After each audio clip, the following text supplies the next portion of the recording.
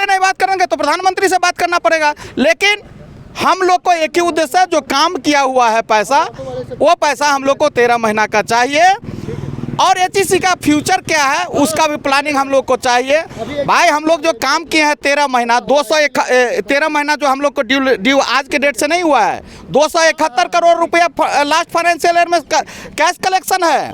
और 271 करोड़ में आपके पास सीपीएफ ड्यूज रह गया, इनकम टैक्स ड्यूज रह गया। सारे चीज़ जब आप ड्यूज ही रखे हुए हैं तब तो आप किए क्या पैसा भाई? ना उसका हिसाब मांग रहे हैं तो बोल रहे हैं कि नहीं आप लोग बैठ जाइएगा आपस में। भाई मैं साल भर से हिसाब मांग रहा हूँ कि साल भर से आपने इस पैसा को किया क्या?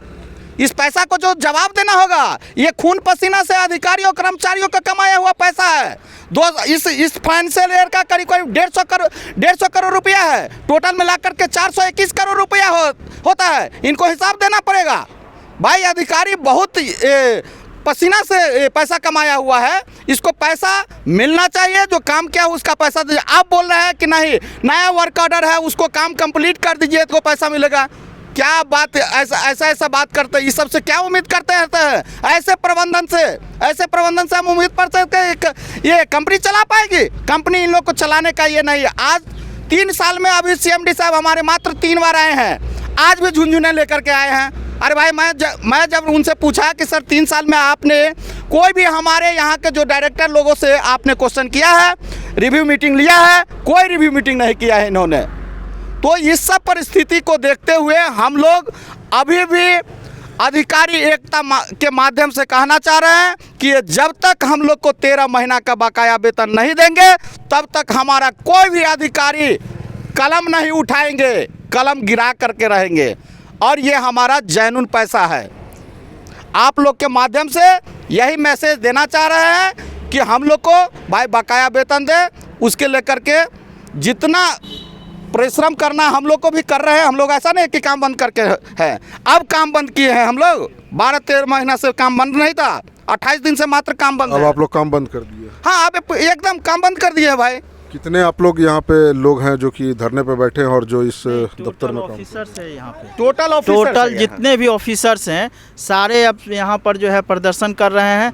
जब तक ये बकाया वेतन नहीं मिलेगा तब तक चाहेगा। और एचईसी का रोड मैप उनको बताना होगा कि हमको क्या करना है, एचईसी का भविष्य क्या है। ये बिना बताए हुए आए और ये समझा के चले गए कि हम नहीं बता सकते। तो आप नहीं बता सकते तो कौन बता सकते हैं? अब सेक्रेटरी साहब से 24 तारीख का जो मीटिंग होने वाला था वो कैंसिल कर दिए और बोले कि नहीं आज सेक्रेटरी साहब से मीटिंग है, सेक्रेटरी साहब जो बोलेंगे उसके आधार पे आएंगे। और आज आने के बाद वो बोलते हैं कि नहीं सेक्रेटरी साहब से हम फिर मिलेंगे और आप लोग एक डेलीगेट बनाइए, 5 आदमी 6 आदमी की कमेटी बनाइए और वो जाएंगे सेक्रेटरी से बात करने के लिए।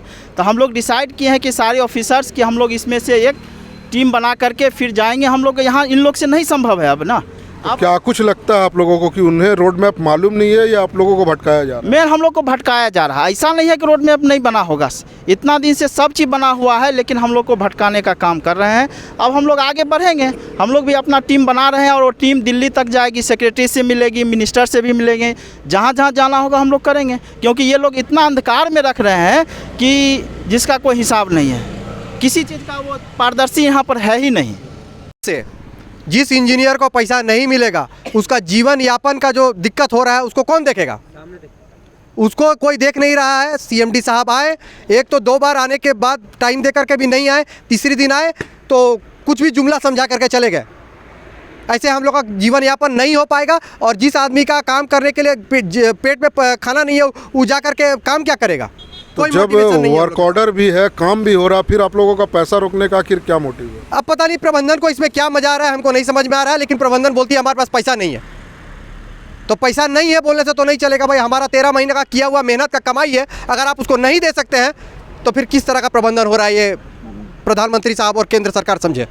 तो क्या कुछ लगता है कब तक आप लोगों का भुगतान कर दिया जाएगा? देखिए इस बारे में अभी तक सीएमडी साहब गए हैं, कुछ बोल के नहीं गए हैं। वो बोल रहे हैं हम देखेंगे, हम सेक्रेटरी साहब से बात करेंगे और आगे बात करेंगे, ऐसा ही आश्वासन दे करके गए हैं। जिससे अभी हम लोग फिलहाल असमंजस का स्थिति बना हुआ है और हम लोग कंटिन्यूअस अभी इसी स्थिति में रहेंगे।